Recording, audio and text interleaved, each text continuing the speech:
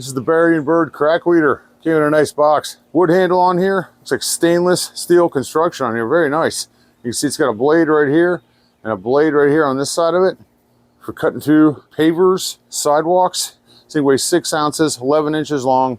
We've got a little strap on here if you want to hang it up in your garage, or it's got a hole in the handle if you want to hang it on your tool bag while you're working out in the yard. But let me show you some of the uses for this thing. Obviously, one of the main uses for this is as a crack weeder. Getting stuff out from underneath here. Another good use for this might be something like this. Little edge around your pavers. I like that. That'll work. Clean this stuff up. It could look nice again.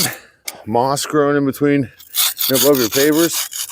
So that stuff out of there real nice. Get this stuff off of here. That stuff off there.